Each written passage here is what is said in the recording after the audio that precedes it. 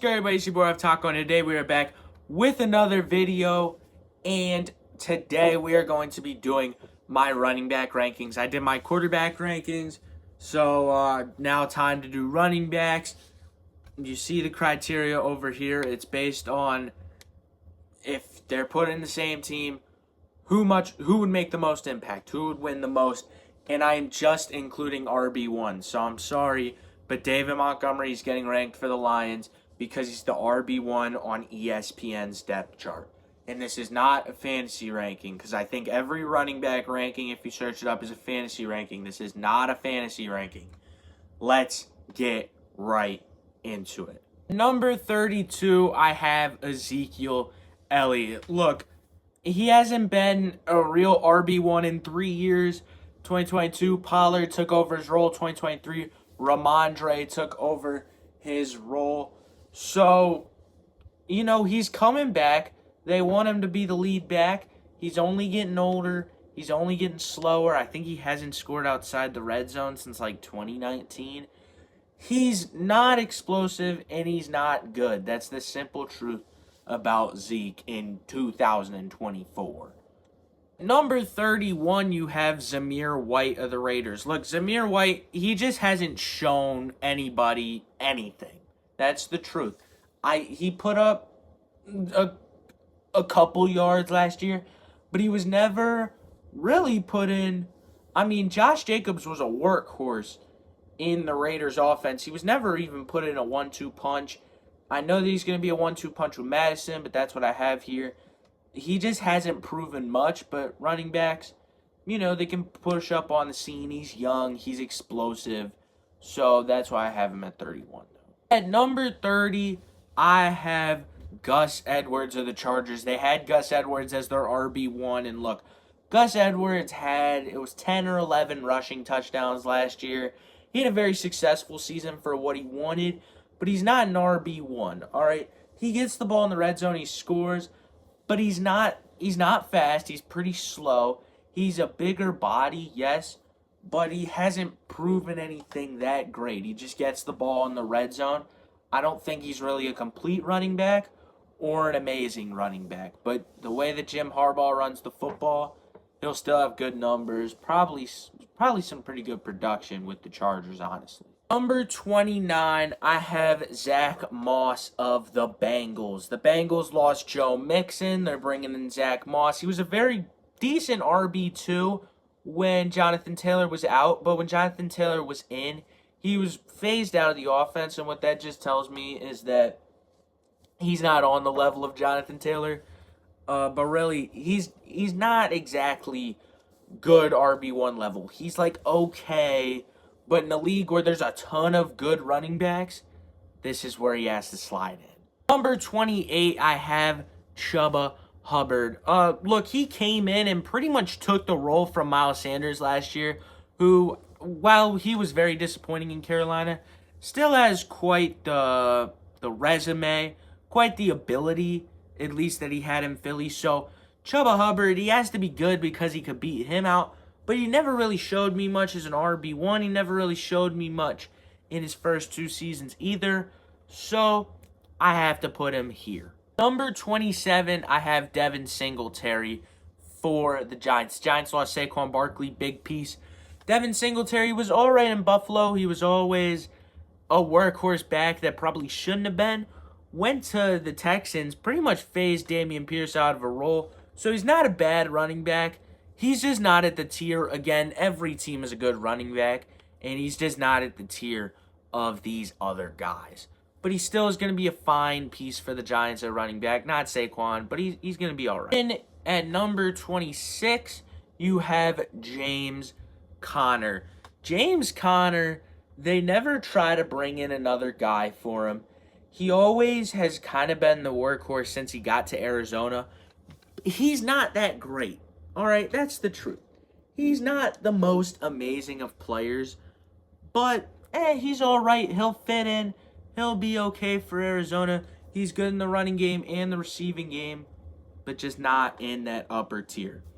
Number 25, I have Raheem Mostert. Yes, 20 touchdown Raheem Mostert. He was great for fantasy. he wasn't actually that great of a player. And that's the truth.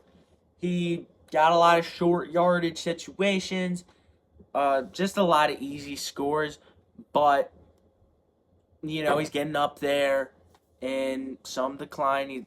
A-Chain's going to probably get a bigger role, but yeah, 25, high as I could put him. Number 24, I have Isaiah Pacheco. Isaiah Pacheco, he's taken the role in Kansas City and done a pretty good job. Very fierce runner, very good power runner. Not great in the receiving game, but he's able to get his job done as the running back and kind of be a thunder downhill, makes the defense get bigger and slower, and then Mahomes can get it out to all the quick guys.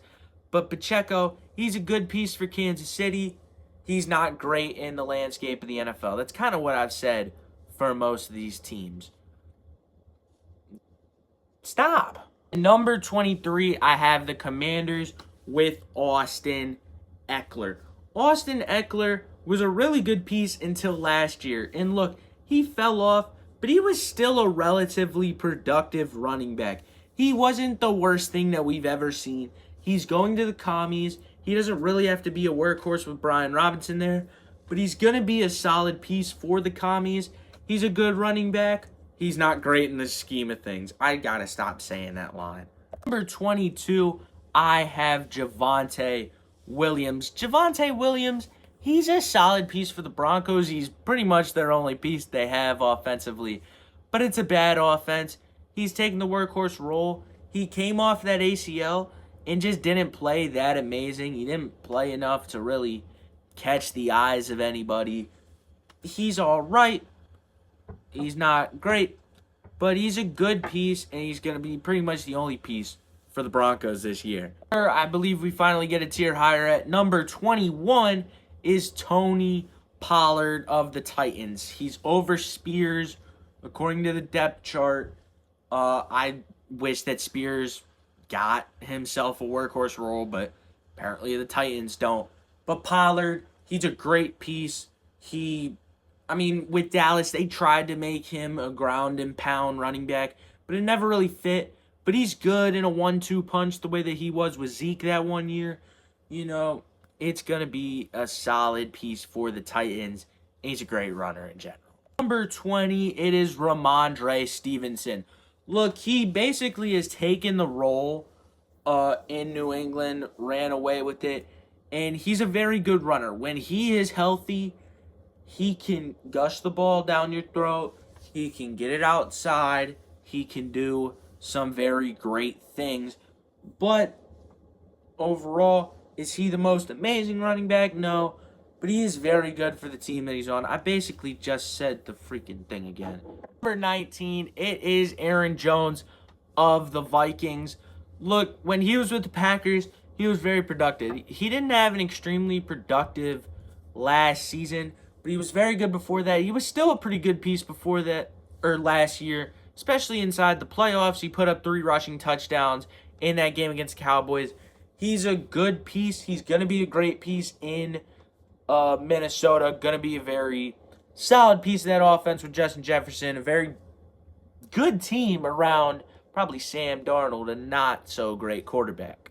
Number 18, it is Rashad White. Rashad White was a really solid piece of that Bucs offense.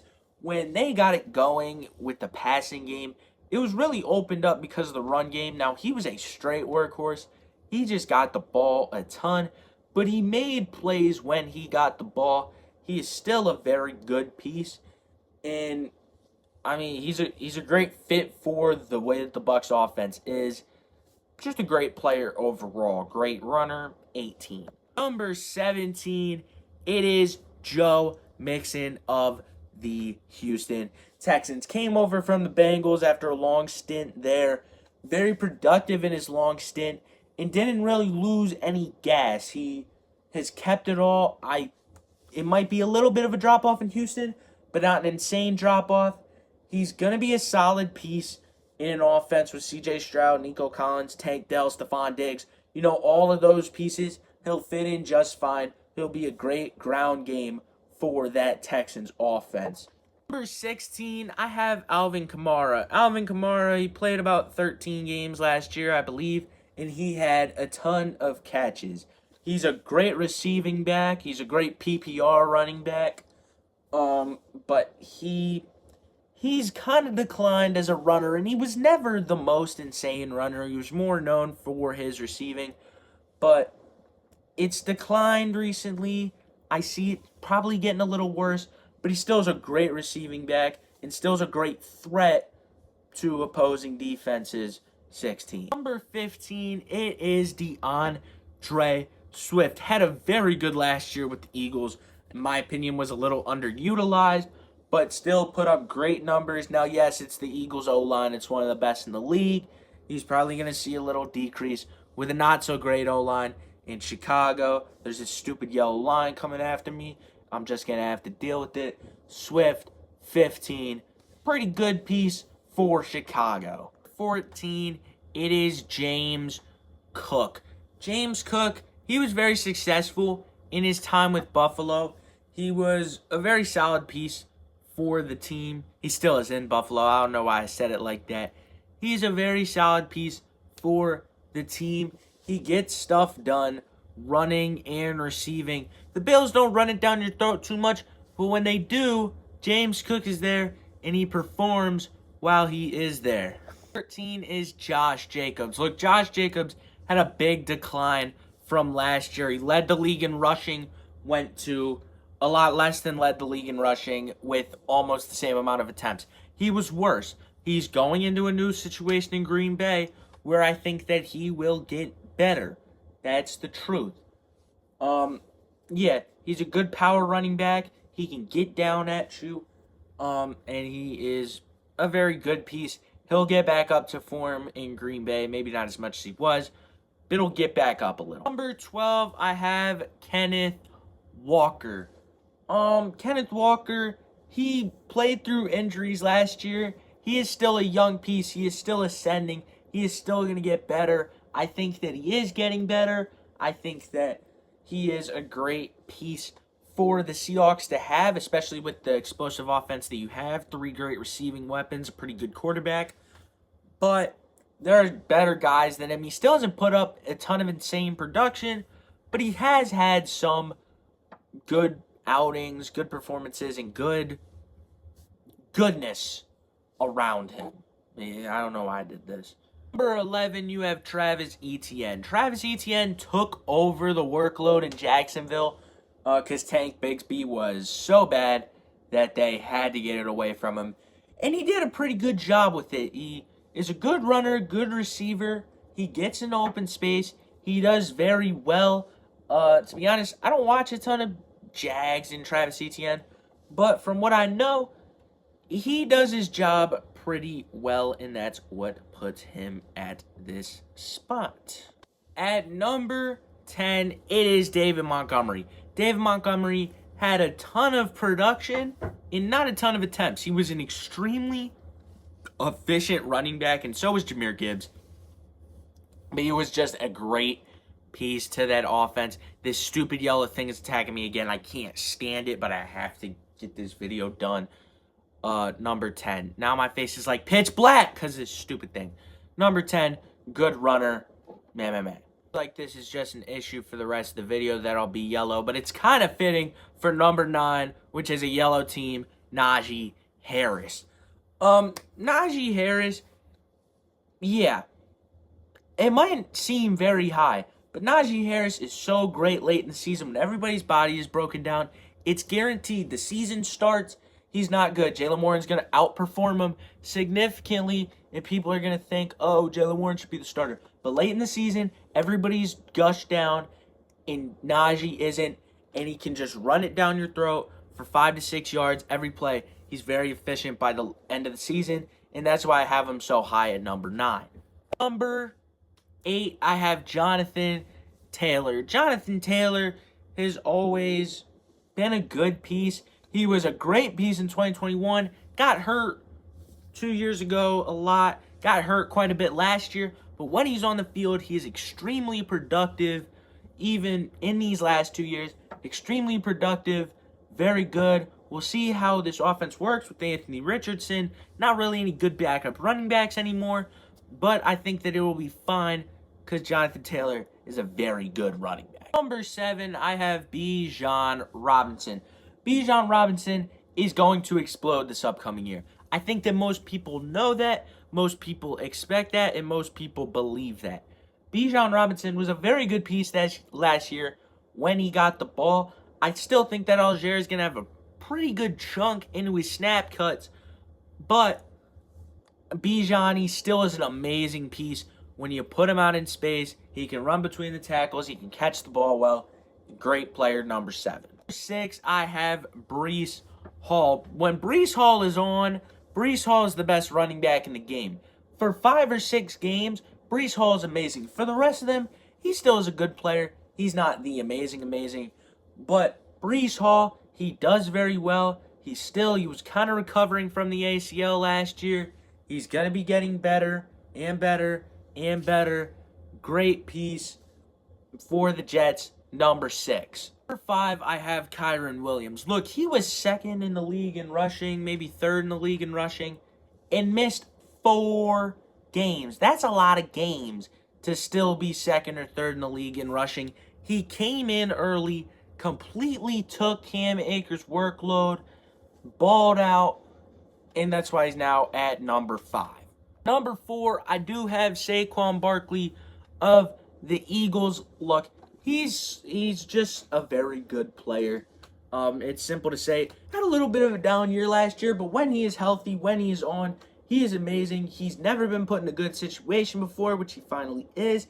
And he's a great player. When he's healthy, he might be on a bit of a decline just because of the injuries, but he still is an amazing running back, and I'm so thankful to have him. Number 3 is Derrik Henry of the Ravens, another newcomer that has just performed amazingly. He was either 2nd or 3rd in the league in rushing last year, whichever one Kieron wasn't, and he is amazing. He's still been amazing. He's gotten hurt. He's still come on, been amazing. He's still going to keep climbing because his body can take it, can withstand it, and he is a great player, and that's why he's at number 3. And he's going to work insane with a Ravens offense with Lamar Jackson. Number 2, I have Nick Chubb. Yes, Nick Chubb is coming off an ACL. It might be a bit of a struggle, but I had him as my number 1. I think that without the ACL, I might still put him at number 1. He is extremely efficient, gets an extreme amount of yards, gets an extreme amount of touchdowns, has an extreme amount of production, and when the Browns can't pass the ball, and trust me, for a large amount of time, they can't pass the ball, Nick Chubb is always there to help them out. He's a great piece, great runner, number 2. Yes, coming off an ACL, he is going to be great. Number 1 is Christian McCaffrey. There isn't much explaining on this. Great runner, great receiver, Madden cover, whatever. He's amazing. And yeah, that's why I have him at number 1. That is going to be it for this video. I hope that you guys enjoyed. I did not recording this because there's this stupid yellow line and I look like an idiot right now. But I hope that you guys did enjoy. If you did, make sure you drop a like and subscribe to the channel. And I will see y'all in the next one. Peace.